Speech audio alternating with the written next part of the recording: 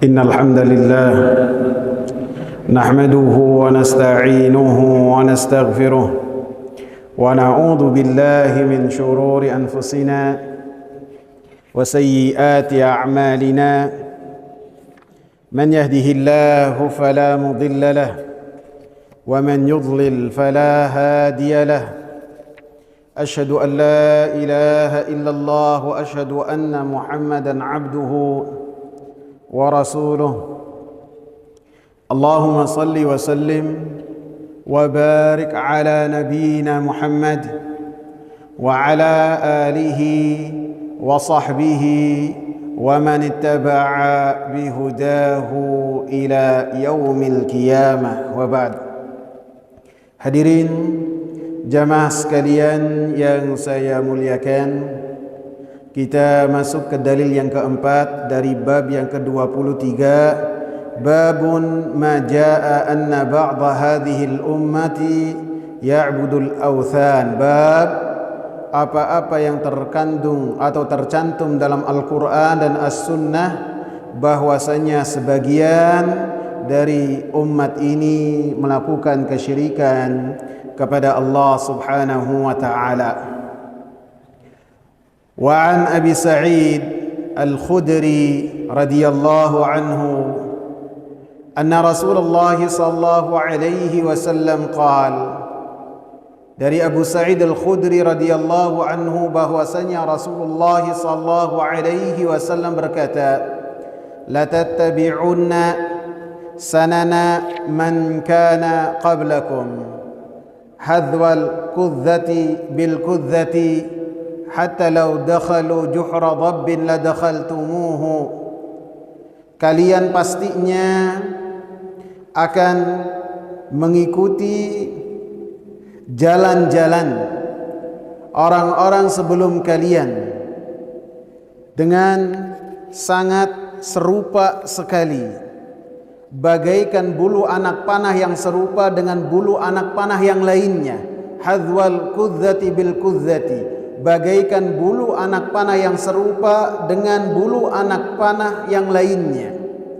Hatta law dakhalu juhra dhabbin la dakhaltumuh, bahkan apabila mereka masuk ke lubang hewan melata yang bernama dhab, la dakhaltumuh, pastinya kalian akan ikut masuk ke lubang dhab tersebut.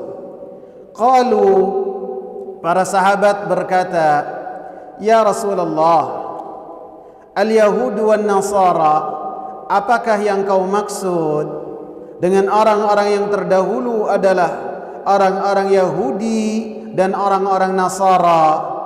Maka Rasulullah sallallahu alaihi wasallam katakan, faman, siapa lagi? Akhrajahu, dikeluarkan oleh Al-Imam Bukhari dan Al-Imam Muslim.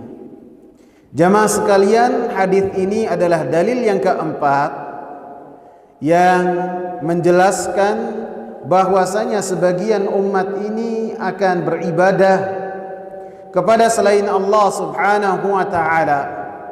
Artinya di dalam umat ini ada orang-orang yang mereka bertaklid, mengikuti orang-orang Yahudi dan orang-orang Nasara di dalam segala sesuatu, termasuk bahwasanya bagaimana orang-orang Yahudi dan orang-orang Nasara mereka melakukan kekufuran setelah Islam mereka, setelah tauhid mereka. Maka ada sebagian dari umat ini yang akan mengikuti jejak kekufuran mereka sebagaimana yang telah dilakukan kekufuran tersebut oleh orang-orang Yahudi dan oleh orang-orang Nasara. Hadis ini bersumber dari sahabat yang mulia Abu Sa'id Al-Khudri. Beliau bernama Sa'ad ibn Malik ibn Sinan, dari kalangan Ansar, dan beliau dari Al-Khadraj. Beliau lahir 10 tahun sebelum Nabi SAW hijrah dan wafat pada tahun 74 Hijriyah di kota Madinah, sehingga beliau dimakamkan di pemakaman Baqi. Sehingga karena usia beliau yang panjang, 84 tahun, Itu berarti sekitar 64 64 setelah wafatnya Nabi sallallahu alaihi wasallam. Beliau masih hidup, diberi umur panjang, sehingga beliau banyak meriwayatkan hadis kepada para sahabat atau kepada para tabi'in, sehingga riwayat yang beliau riwayatkan kepada umat Nabi sallallahu alaihi wasallam yang sampai kepada kita sebanyak 1170 hadis. Jamaah sekalian yang saya muliakan, dalam hadis ini penulis mengatakan akhrajah. Hadis ini dikeluarkan oleh Al-Imam Bukhari dan Al-Imam Muslim. Maka disebutkan ada waham, ada kekeliruan dari penulis. Hadis dari Abu Sa'id Al-Khudri yang berkaitan dengan pembahasan ini tercantum dalam Sahih Bukhari dan Sahih Muslim. Lafadznya berbeda walaupun ada keserupaan. La tattabi'unna sanana man kana qablakum shibran bi shibrin wa dhira'an bi dhira'in hatta law dakhalu juhra dabbin ittaba'tumuhum. Kalian pastinya akan mengikuti jalan orang-orang sebelum kalian, shibran bi shibrin, sejengkal demi sejengkal, wa dhira'an bi dhira'in, sehasta demi sehasta, sampai apabila mereka masuk ke dalam lubang dhab yang sangat sulit, kalian pun mengikuti mereka. Fakulna, maka para sahabat berkata, ya Rasulullah, al-yahudu wan nasara, atau bisa juga dibaca al-yahuda wan nasara, apakah yang kau maksud adalah orang-orang Yahudi dan orang-orang Nasara yang mana diikuti oleh kaum muslimin? Maka Nabi sallallahu alaihi wasallam mengatakan faman, ya itu mereka. Apa bedanya dengan hadis yang tadi saya bacakan, yang pertama? Di hadis yang pertama yang saya sebutkan, penulis mengatakan la tattabi'unna sanana man kana qablakum hadwal qudzati bil qudzati. Kalian akan mengikuti orang-orang sebelum kalian hadwal qudzati bil qudzah, yaitu bagaikan bulu anak panah yang serupa. Nah, hadwal qudzah bil qudzah itu tidak tercantum dalam Sahih Bukhari dan Sahih Muslim, dan ini harus kita luruskan, sehingga kita haruslah ketika membahas kitab menjelaskan tentang yang benar kita benarkan dan kekeliruan kita sebutkan kekeliruan tersebut dengan memberikan maklum kepada penulis apa yang telah beliau lakukan. Karena hadis yang disebutkan ada hadwal qudzati bil qudzati, bagaikan bulu anak panah yang serupa, tercantum dalam hadis yang lain. Dalam hadis Shaddad ibn Aus radhiyallahu anhu dalam Musnad Al-Imam Ahmad, bahwasanya Rasulullah sallallahu alaihi wasallam mengatakan, la yahmilanna syiraru hadhihi al-umma ala sanani man kana qablahum hadwal qudzati bil qudzah.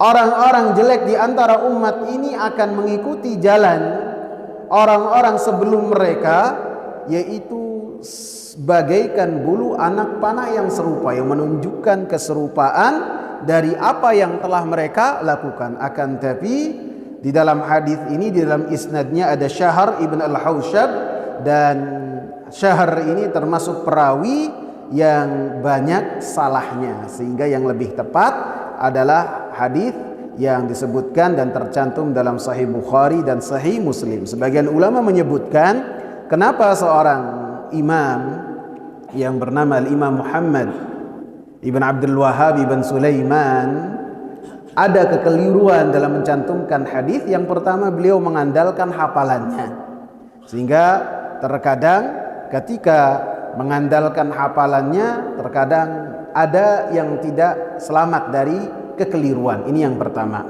Yang kedua, bahwasanya penulis rahimahullah mencantumkan hadis yang beliau cantumkan dalam bab ini dengan mencantumkan hadwal kudzati bil kudzati, dan beliau sandarkan kepada Sahih Bukhari dan Sahih Muslim. Pada dasarnya beliau mengikuti Syekhul Islam Ahmad ibn Taimiyah rahimahullah dalam kitab beliau Iqtida' as-Siratal Mustaqim, karena Al-Imam Muhammad ibn Abdul Wahhab ibn Sulaiman At-Tamimi rahimahullah, beliau ini termasuk orang yang terkagum-kagum dengan apa yang telah ditulis oleh Al-Imam Ahmad ibn Taimiyah dan Al-Imam Ibn Al-Qayyim Al-Jauziyah, sehingga banyak dari apa yang telah beliau dapatkan dari keduanya beliau bawakan dalam tulisan-tulisan beliau, termasuk hadis ini beliau ambil dari kitab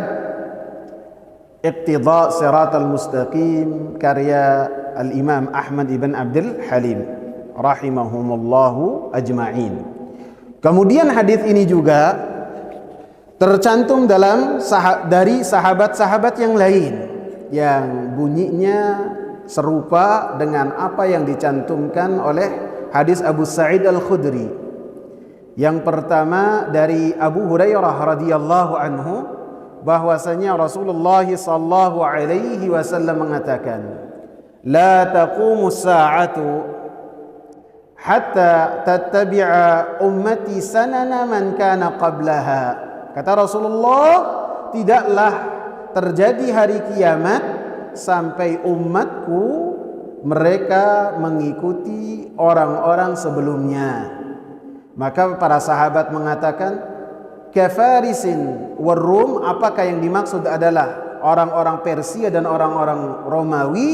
Maka Rasulullah sallallahu alaihi wasallam mengatakan, famanin nasu illa ulaik, siapa lagi dari manusia kecuali mereka. Jadi redaksinya memiliki makna yang serupa, akan tetapi disandarkan bahwasanya yang diikuti adalah orang-orang Persia dan orang-orang Romawi.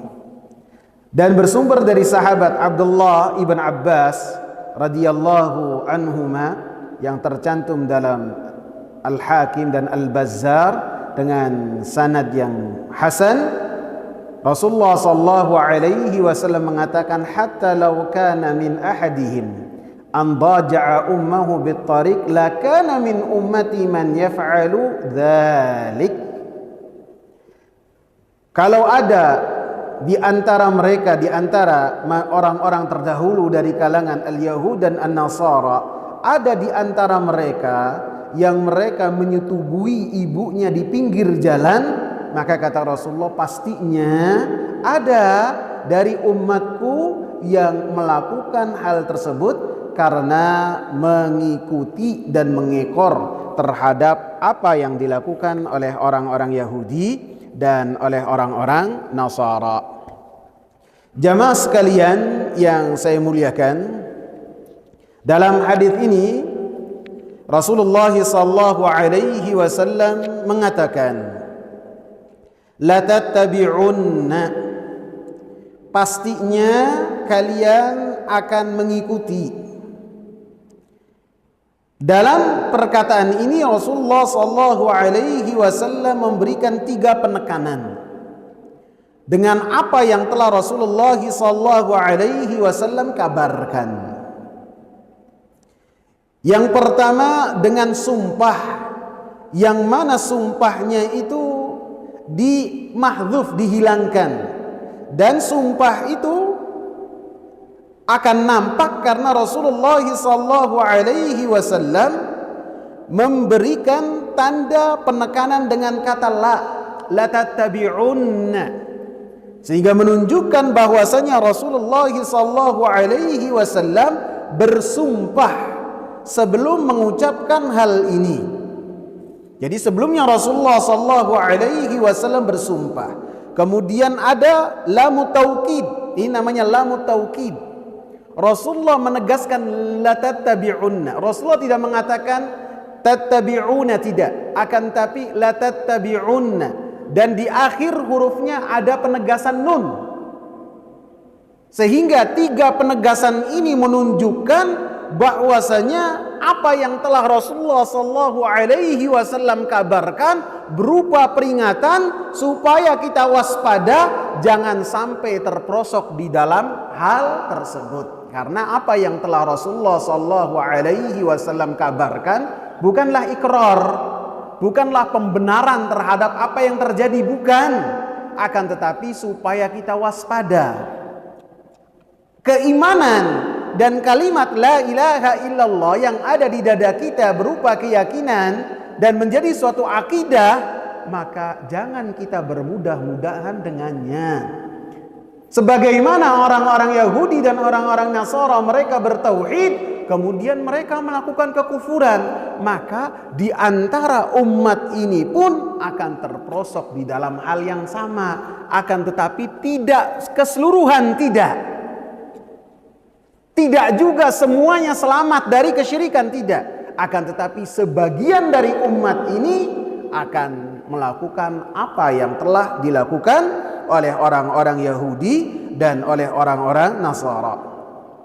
Kemudian Rasulullah sallallahu alaihi wasallam mengatakan, kalian akan mengikuti, pastinya kalian akan mengikuti sanana man kana qablakum. Bisa dibaca sanana, bisa dibaca sunana. Kalau sanana artinya jalan-jalan, kalau sunana jamak dari sunnah yang artinya cara hidup. Bagaimana mereka hidup. Walaupun di antara dua lafaz ini ada keserupaan makna, kemiripan makna, sehingga dua-duanya boleh dibaca sanana atau sunana, walaupun para ulama lebih menekankan dengan membacanya dengan fathah sanana. Kalian pastinya akan mengikuti cara hidup dan jalan orang-orang yang terdahulu dari umat-umat kalian, dari umat-umat sebelum kalian. Sehingga Imam Muhammad bin Shalih Al-Utsaimin rahimahullah mengatakan, ketika Rasulullah sallallahu alaihi wasallam mengatakan la tattabi'unna, pastinya kalian akan mengikuti jalan-jalan atau cara hidup dari umat-umat sebelum kalian. Lafaz ini walaupun maknanya menyeluruh, akan tetapi maknanya umum yang dikhususkan. Umum yang dikhususkan. Karena apabila kita itlakkan, kita biarkan menyeluruh kepada umat Nabi sallallahu alaihi wasallam, seakan-akan kita mengkafirkan semua umat Nabi sallallahu alaihi wasallam. Dan ini sudah kita bahas dalam muqaddimah bab yang ke-23, bahwasanya dari umat ini ada yang melakukan kekufuran, akan tapi tidak semua, karena Rasulullah mengatakan la tazalu ta'ifatun min ummati 'alal haqq la yadurruhum man khadalahum wa man khalafahum hatta ya'tiya amrullahi wa hum kadzalik. Ada sebagian dari umatku, kata Rasulullah, yang mana mereka senantiasa berpegang teguh di atas apa yang telah dibawa oleh Rasulullah. Sehingga ketika sebagian terkagum-kagum dengan orang-orang Yahudi dan Nasara, bertaklid buta terhadap orang-orang Yahudi dan orang-orang Nasara, maka sebagian dari umat Nabi sallallahu alaihi wasallam yang mana mereka adalah taifah mansurah, kelompok yang ditolong, dan firqatun najiyah, kelompok yang selamat, mereka berpegang teguh dengan apa yang telah dibawa oleh Rasulullah, tidak termudaratkan, mereka tidak terkena dampak dari orang-orang yang memerangi mereka, dari orang-orang yang menyelisihi mereka, dan mereka senantiasa berpegang teguh dengan apa yang telah dibawa oleh Rasulullah dan diamalkan oleh para sahabat sampai tiba hari kiamat, sampai datang kepada mereka angin yang mencabut nyawa-nyawa mereka. Sehingga dikatakan oleh Imam Muhammad bin Shalih Al-Utsaimin rahimahullah, lianna fi hadhihi al-ummah man la yattabi'u tilka as-sanan kama akhbara an-nabiy sallallahu alaihi wasallam. Karena sebagian dari umat ini ada yang tidak mengikuti jalan-jalan yang telah sebagaimana yang telah dikabarkan oleh Nabi sallallahu alaihi wasallam. Sehingga maksud dari hadis ini adalah keumuman yang dikhususkan oleh hadis-hadis yang lain, yang artinya sebagian dari umatnya Nabi sallallahu alaihi wasallam akan mengikuti apa yang telah diikuti oleh umat-umat terdahulu yang kemudian disebutkan oleh Rasulullah SAW, yang mana umat-umat tersebut adalah orang-orang Yahudi dan orang-orang Nasara. Sehingga Rasulullah SAW katakan, hadzwal kudzati bil kudzah. Hadzal kudzati bil kudzah artinya bulu anak panah. Jadi wallahu taala a'lam, bulu anak panah itu tidaklah diberikan bulu anak panah di anak panah kecuali untuk menyerupakan, untuk sama dengan ujungnya. Sehingga ketika Rasulullah mengatakan al-kudza bil kudza, artinya mereka benar-benar mengikuti apa yang telah dilakukan oleh orang-orang Yahudi, serupa tanpa ada perbedaan sedikit pun.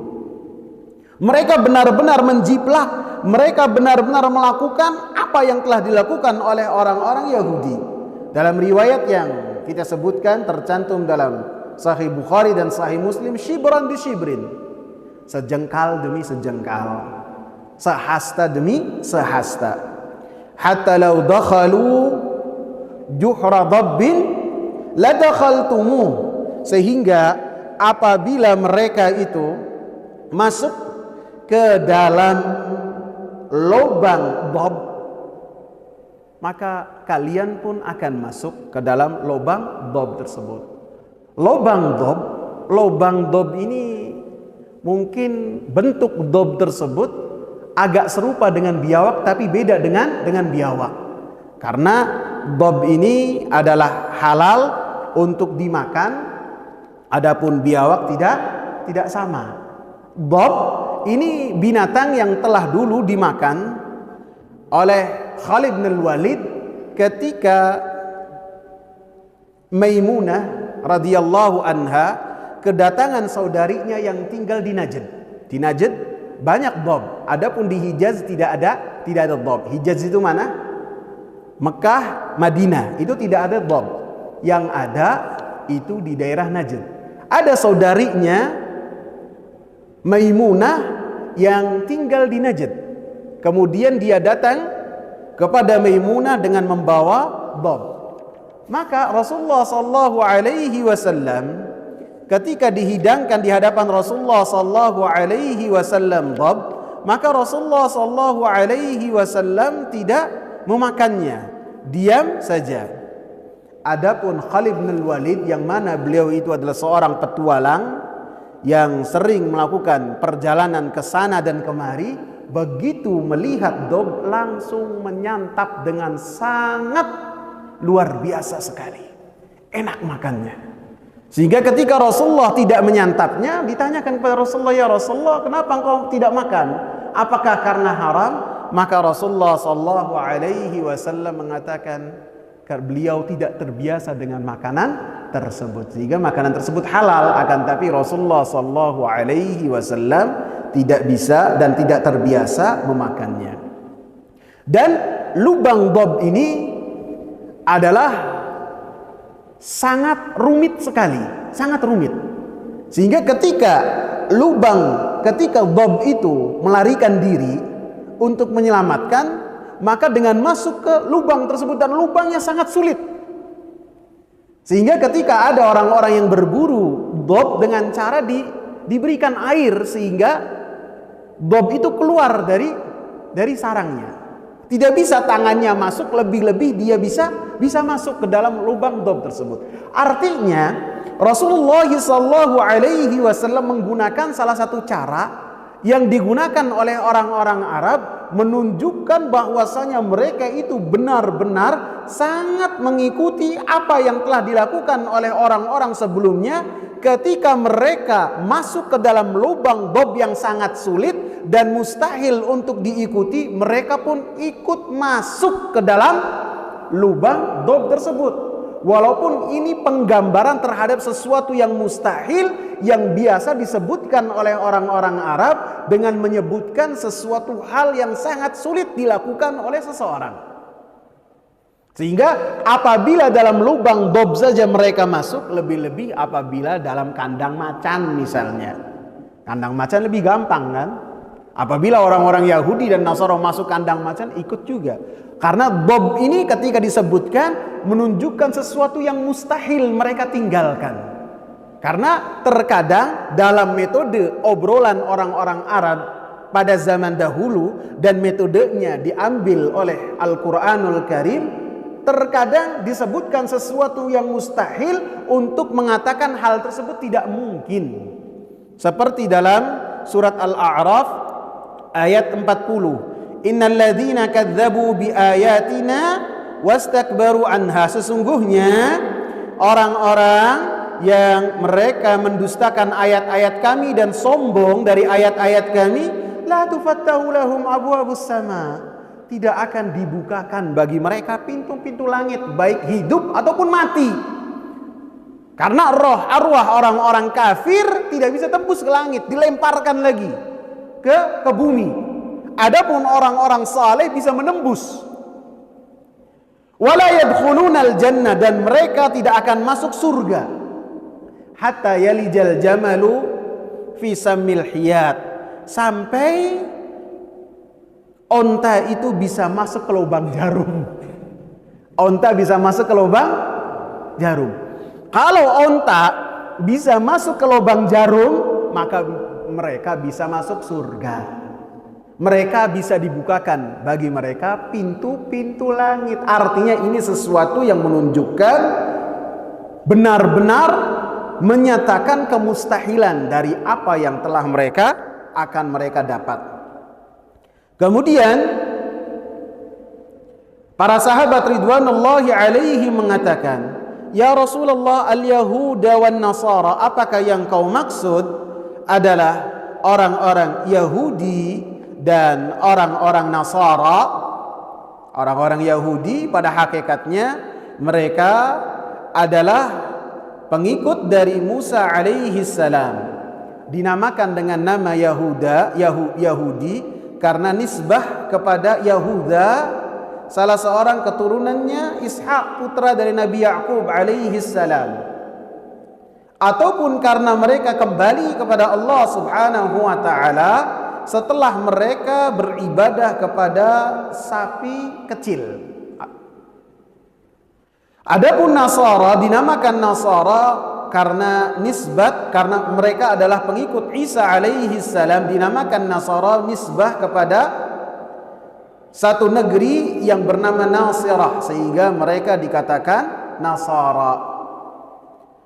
Maka orang-orang para sahabat ridwanullahi alaihim ketika mendengarkan hal tersebut, mereka langsung berkata kepada Rasulullah sallallahu alaihi wasallam, apakah yang kau maksud itu adalah orang-orang Yahudi dan Nasara? Maka Rasulullah sallallahu alaihi wasallam mengatakan, faman, siapa lagi selain mereka yang dimaksudkan oleh Rasulullah sallallahu alaihi wasallam. Orang-orang Yahudi mereka ataupun orang-orang Nasara mereka telah melakukan perbuatan-perbuatan yang telah Rasulullah sallallahu alaihi wasallam kabarkan ataupun Allah Subhanahu wa taala kabarkan dalam Al-Qur'an. Sebagaimana mereka melampaui batas terhadap hak-hak Allah Subhanahu wa taala dan melampaui batas terhadap hak-hak makhluk. Jadi mereka berani menentang Allah Subhanahu wa taala dengan perkataan-perkataan dan perbuatan-perbuatan mereka, dan mereka pun melakukan kezaliman terhadap hak-hak makhluk. Di antaranya apa yang telah mereka lakukan adalah mereka beribadah di kubur. Jadi peribadatan kubur itu dedengkotnya adalah orang-orang Yahudi dan orang-orang Nasara. Dan ini senantiasa Rasulullah sallallahu alaihi wasallam ulang-ulang. Ishtadda ghadabullahi 'alal yahudi wan nasara ittakhadhu qubur anbiya'ihim masajid.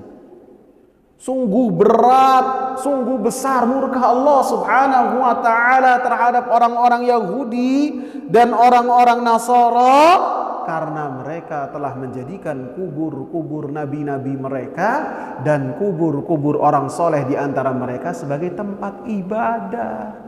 Sehingga beribadah di area kuburan dan pemakaman itu warisan yang didapat dari orang-orang Yahudi dan Nasara, dan mereka melakukannya sampai sekarang. Dan ini Rasulullah SAW kabarkan, apabila hal ini terjadi pada umat-umat sebelumnya, baik orang Yahudi, orang Nasara dan sebelumnya, maka akan terjadi pula terhadap umat ini. Dan ingat, ketika Rasulullah mengabarkan hal ini bukan pembenaran terhadap apa yang terjadi, bukan, akan tetapi supaya kita waspada, supaya kita tidak melakukan apa yang dikabarkan oleh Rasulullah dan senantiasa belajar supaya selamat dari murka Allah Subhanahu wa taala yang besar. Dan Allah Subhanahu wa taala menceritakan terhadap apa yang terjadi pada kaumnya Nabi Nuh, wa qalu la tadharunna alihatakum wa la tadharunna waddan wa la suwa'an wa la yaghutha wa ya'uqa wa nasra. Mereka saling berwasiat di antara mereka, kaumnya Nabi Nuh, jangan kalian sekali-kali tinggalkan sesembahan-sesembahan mereka. Jadi orang-orang musyrikin, mereka saling menguatkan di antara mereka supaya makin kuat terhadap kesesatan mereka. Apabila ini yang dilakukan oleh orang-orang musyrikin, oleh orang-orang kufar, oleh orang-orang fasik, saling menasehati di antara mereka dengan tanda petik supaya mereka makin kokoh di atas kesesatan dan kemaksiatannya, maka kita yang berada di jalan Allah Subhanahu wa taala dan kita berharap dimatikan di atas jalan Allah Subhanahu wa taala, harus lebih kompak lagi dalam mengingatkan di antara kita dengan kebaikan apapun itu. Jangan remehkan apa yang kita share, apa yang kita taruh di status-status kita.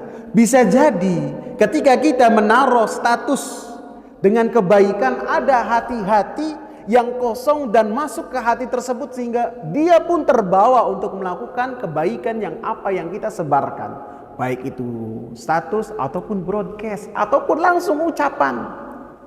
Kita ingatkan kawan-kawan saudara dan jangan kita meremehkan sedikit pun dari kebaikan. La tahqiranna minal ma'rufi syai'a. Jangan engkau meremehkan sedikit pun yang berkaitan dengan kebaikan. Saya ngajar di SMP ya. Di SMP itu pelajaran akidahnya berat sekali. Ada masalah kufur dan macam-macam kufur. Saya sebelum baca kalau nggak salah ngobrol sama Ahrijal ya. Jal, ini berat banget ini untuk kelas 8 ya. Ini kayak berat banget. Tapi emang sudah kurikulum harus dijelaskan dengan harapan supaya mereka paham, minimal ada gambaran. Saya jelaskan dengan saya upayakan untuk menyederhanakan pembahasan, walaupun tetap intinya harus kena. Walaupun kadang saya ngomong di sini, soft yang di sana ribut, saya pindah ke sini ribut, ya namanya anak-anak SMP kelas 2 lagi. Begitu selesai belajar, datang anak satu dengan penampilan yang saya kira biasa-biasa saja. Dia ngomong, Ustaz, tadi antum bahas tentang kafir itu, saya takut loh Ustaz, saya sok itu dengar itu, saya sok. Padahal saya ketika menyampaikan apa, paham nggak nih? Ada anak muda datang ke saya, Ustaz, tadi antum menyampaikan tentang kufur itu, saya takut loh Ustaz. Saya takut apabila saya terjerumus dalam hal tersebut. Kalau udah kufur bisa kembali lagi nggak taubat Ustaz. Saya sok gitu dengar hal tersebut. Artinya jangan kita remehkan sedikit pun apa yang kita sampaikan. Mudah-mudahan seseorang dengannya akan mengamalkan apa yang kita sampaikan apapun itu sehingga menjadi amal jariah untuk kita. Jadi apabila orang-orang kufar saling menasehati di antara mereka, maka kita pun saling menasehati dan jangan meremehkan terhadap apa yang kita lakukan. Oh, nanti nggak didengar. Siapa saya masih banyak dosa. Kalau yang beramar ma'ruf harus tidak ada dosa, berarti harus nabi. Harus Rasul, harus yang terjaga. Adapun selain Nabi dan Rasul, mereka pelaku dosa. Jadi nggak apa-apa, walaupun kita juga ada kesalahan dan khilaf. Dan disebutkan juga bahwasanya umat-umat terdahulu mereka berlebih-lebihan terhadap orang-orang saleh. Seperti yang terjadi terhadap Ashabul Kahfi yang kemarin kita bahas. Mereka berlebih-lebihan hulu. Maka dalam umat ini pun akan ada yang melakukan perbuatan hulu. Dan Rasulullah sallallahu alaihi wasallam senantiasa ingatkan hal tersebut. Iyyakumal hulu. Hati-hati kalian dengan berlebih-lebihan. Jangan berlebih-lebihan. Karena berlebih-lebihan inilah yang telah dulu membinasakan umat-umat sebelum kalian. Sehingga apabila ada hulu terhadap orang-orang saleh pada umat-umat terdahulu, maka dalam umat Nabi Muhammad sallallahu alaihi wasallam pun akan ada perbuatan hulu pula. Sama. Di dalam umat terdahulu ada manusia-manusia yang mereka membangun masjid di atas kubur. Apabila hal ini ada terhadap umat-umat terdahulu dalam hadis-hadis yang sudah kita bahas, maka dalam umat ini pun akan ada yang melakukan hal yang sama, dan kita telah melihat dengan kedua mata kita dan dengan apa yang kita dengar. Apalagi sekarang ini apa yang terjadi di India bisa kita saksikan, bisa kita lihat. Ya kan? Apa yang ada di Afrika bisa kita dapatkan kabar. Di mana-mana. Jangankan di sekitar kita, di mana-mana, maka itu semua terjadi. Dan di antara perbuatan-perbuatan dan cara-cara hidup dan jalan-jalan yang telah dilakukan oleh umat-umat terdahulu adalah orang-orang terdahulu, orang-orang Yahudi, mereka mensifati Allah Subhanahu wa taala dengan sifat-sifat yang jelek, bahkan dengan sesuatu yang sangat nista. Orang-orang Yahudi mereka berkata tentang Allah Subhanahu wa taala, yadullahi maghlulah. Tangannya Allah Subhanahu wa taala terbelenggu. Ini kurang ajar kepada Allah Subhanahu wa taala. Berani mensifati Allah Subhanahu wa taala dengan sifat yang jelek. Kata Allah, faghullat aydihim. Maka yang akan terbelenggu, yang akan pelit adalah tangan-tangan mereka, sehingga tidaklah kita dapati manusia sekikir orang-orang Yahudi. Kikir. Mereka sangat kurang ajar sekali mengatakan bahwasanya Allah Subhanahu wa taala tangannya terbelenggu.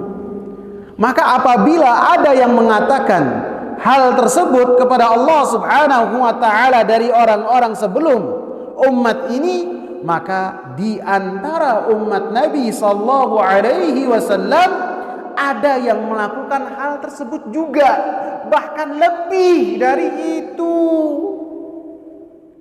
Orang Yahudi masih menetapkan untuk Allah Subhanahu wa taala tangan. Sebagian dari umat ini yang mereka mengucapkan kalimat la ilaha illallah wa Muhammadar Rasulullah tidak mau menetapkan untuk Allah Subhanahu wa taala tangan. Padahal Allah Subhanahu wa taala sebutkan wa yadullahi fawqa aydihim. Tangannya Allah Subhanahu wa taala di atas tangan-tangan mereka ketika kaum muslimin berbaiat dalam Sulhul Hudaybiyah. Mereka mengatakan siap mati untuk membela darah Utsman ibn Affan ketika sampai kepada mereka bahwasanya utusan Rasulullah dibantai oleh orang-orang Quraisy. Maka Allah Subhanahu wa taala katakan yadullahi fawqa aydihim, dan dalam banyak hadis Rasulullah sallallahu alaihi wasallam menyebutkan tentang tangannya Allah Subhanahu wa taala. Maka ada sebagian dari umat ini yang mengatakan itu bukan tangan, itu kekuasaan. bukan tangan. Maka kita katakan, apakah Allah tidak mampu mengatakan dengan bahasa Arab yang fasih, mengatakan kekuasaan? Kenapa memberikan ungkapan kiasan dengan tangan? Artinya Allah Subhanahu wa ta'ala mengatakan itu tangan. Yang penting tangannya Allah Subhanahu wa ta'ala sesuai dengan keagungan Allah Subhanahu wa ta'ala dan tidak serupa dengan selain Allah Subhanahu wa ta'ala. Karena yang menafikan, yang tidak menetapkan untuk Allah Subhanahu wa ta'ala tangan, karena takut sesuai dengan tangan-tangan mereka. Tangan antar makhluk saja berbeda. Semut punya tangan, kita punya tangan, sama nggak? Beda. Apabila antar makhluk saja beda, lebih-lebih antara makhluk dengan Al-Khaliq, maka lebih berbeda sekali. Orang-orang Yahudi, mereka berkata tentang Allah Subhanahu wa ta'ala, mengatakan apa? Innallaha faqirun wa nahnu aghniya. Kurang ajar lagi. Allah itu kere. Allah itu miskin. Sedangkan kita adalah orang-orang kaya. Dan ini kurang ajar kepada Allah Subhanahu wa ta'ala. Sebagaimana mereka pun mengatakan bahwasanya Allah Subhanahu wa ta'ala capek ketika setelah menciptakan langit dan bumi. Maka perkataan-perkataan ini pun akan terjadi juga terhadap umatnya Nabi Sallallahu Alaihi Wasallam, yang mana mereka berkata tentang Allah Subhanahu Wa Taala tanpa ada ilmu sedikit pun, sehingga ketika berbicara tentang Allah Subhanahu Wa Taala, sebagian seakan-akan Allah itu zatnya tidak ada sama sekali.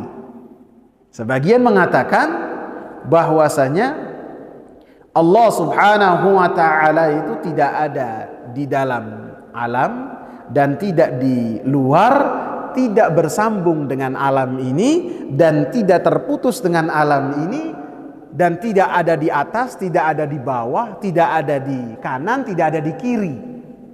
Mereka mensifati tentang Allah demikian. Apabila hal ini dikumpulkan,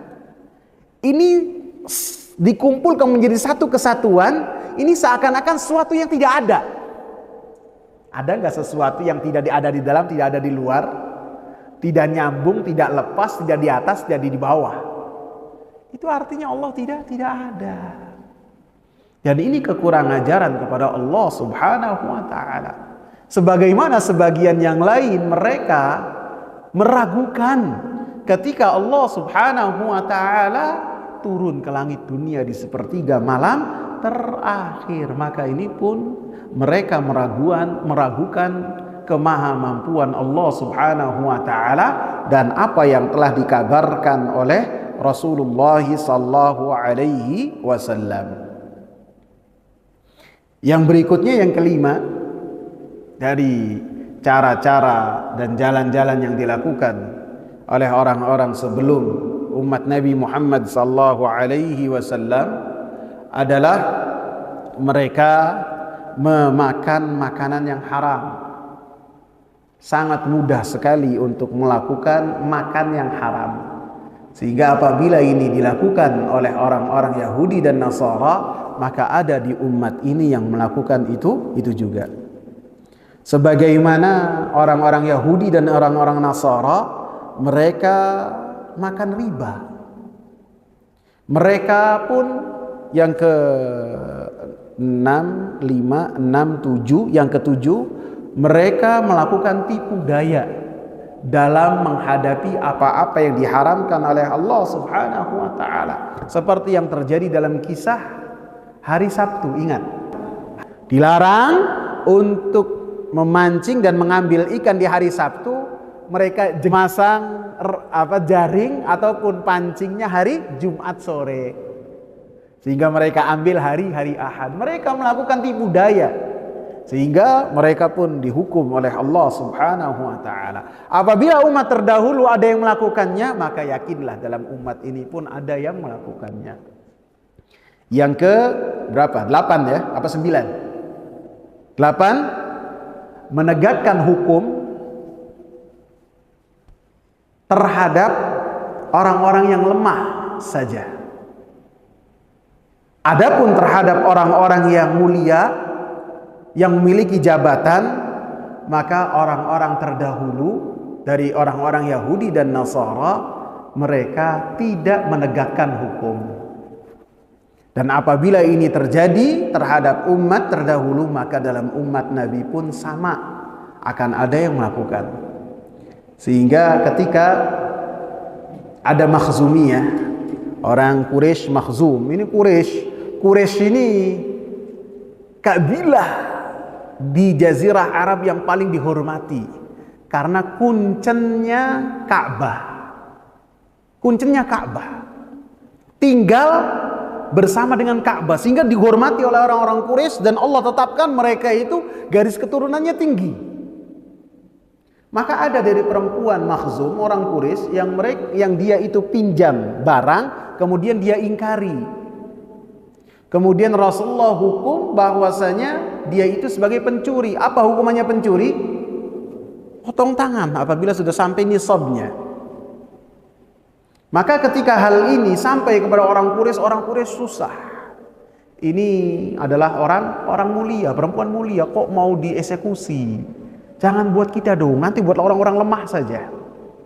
Maka mereka mencari orang yang hubungannya dekat dengan Nabi. Siapa? Usama ibn Zaid itu hubungannya sangat dekat sekali, karena Zaid itu julukannya oleh para sahabat Hibbu Rasulillah, orang yang dicintai oleh Rasulullah. Adapun Usama ini dijuluki Hibbi Rasulillah, orang yang dicintai oleh Rasulullah dari putra orang yang dicintai oleh Rasulullah. Sehingga disebutkan pernah satu ketika Rasulullah memegang Usama dan tangan yang lainnya memegang Hasan. Seakan-akan keduanya adalah cucu Nabi Sallallahu Alaihi Wasallam. Maka karena orang-orang Quraisy ini minta kepada Usama, maka Usama pun datang kepada Rasulullah menyebutkan hajat yang dimintakan oleh orang-orang Quraisy. Rasulullah marah gitu. Atashfau haddan fi hududillah? Kau berani mengusik-usik had ketentuan Allah Subhanahu wa taala. Mau pilih terhadap siapa yang dieksekusi. Rasulullah langsung marah. Padahal yang minta siapa? Usama ibn Zaid, orang yang disayangi oleh Rasulullah. Lau anna Fatimah binta Muhammadin saraqat laqata'tu yadaha. Apabila orang yang paling mulia dari perempuan-perempuan seluruh manusia, mungkin yang mengalahkan Fatimah ini ibunya Khadijah radhiyallahu anha. Ini Makhzumi yang apabila dibandingkan dengan Fatimah, orang Arab yang paling mulia, apabila Fatimah yang melakukan, saya eksekusi, kata Rasulullah. Ini baru Makhzumiyah.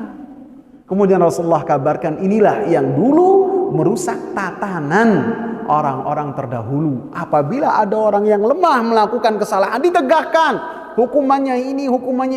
Apabila ada orang yang memiliki jabatan ataupun dia memiliki kedudukan ataupun memiliki garis keturunan yang tinggi, baik itu darahnya hijau kayak hulek. Maka apabila melanggar, tidak mereka hukum. Ini yang membinasakan orang-orang terdahulu. Kemudian yang berikutnya juga disebutkan oleh Al-Imam Muhammad bin Shalih Al-Utsaimin rahimahullah, di antara jalan-jalan yang telah dilakukan oleh orang-orang terdahulu dan akan kita ikuti juga adalah bahwasanya orang-orang Yahudi dan orang-orang Nasara, mereka merubah perkataan Allah Subhanahu wa taala dari tempat-tempatnya, baik secara lafaz ataupun secara makna. Orang-orang Yahudi ketika diperintahkan oleh Allah, wadkhulul baba sujjadan wa qulu hittatun, masuklah kalian ke pintu Baitul Maqdis dalam keadaan sujud, dan kalian mintalah kepada Allah, katakan hittah, ampunilah kami. Mereka ketika masuk tidak mau sujud. akan tetapi ngesot dengan pantat mereka, kemudian kepala mereka menghadap ke Baitul Maqdis. Diperintahkannya untuk apa? Sujud syukur, enggak mau. Akan tapi dengan cara ngesot, dengan mereka berjalan di atas pantat mereka. Mereka menentang, merubah.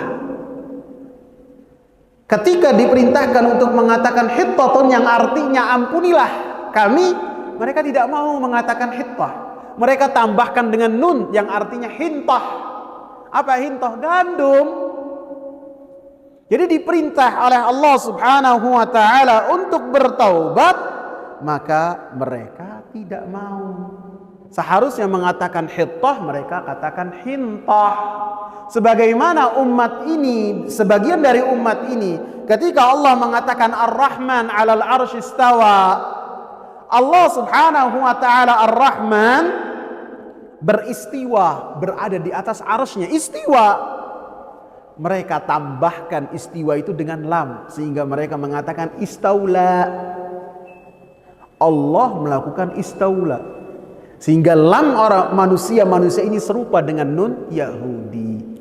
Sehingga ini banyak kesalahan-kesalahan yang dilakukan oleh orang-orang Yahudi, sehingga ketika mereka melakukannya, Nabi sallallahu alaihi wasallam kabarkan bahwasanya sebagian dari umatnya Nabi sallallahu alaihi wasallam akan melakukan hal yang sama.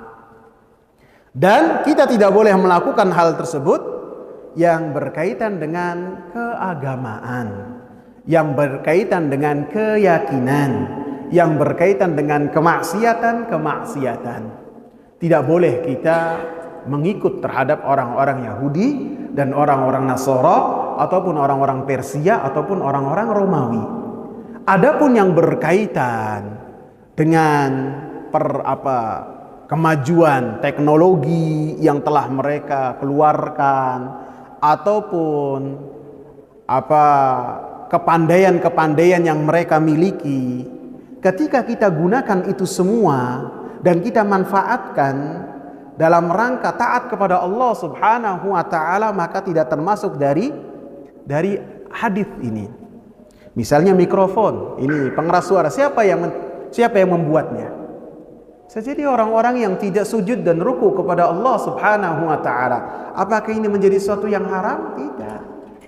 Tidak. Apapun itu, bisa juga kitab, bisa juga motor, mobil, penemu-penemunya pesawat dan yang lain-lainnya teknologi yang sampai kepada kita, maka itu dari tangan orang-orang kafir, bukan menjadi sesuatu yang haram bagi kita. Jadi wawasan, kemampuan dan kepintaran yang bersifat duniawi yang sampai kepada kita, yang tidak berkaitan sedikit pun dengan akidah dan agama, ketika kita ambil dari orang-orang Yahudi dan orang-orang Nasara, maka tidak termasuk dari pembahasan kita. Dalilnya apa? Dalilnya ketika Rasulullah sallallahu alaihi wasallam diserang oleh orang-orang Arab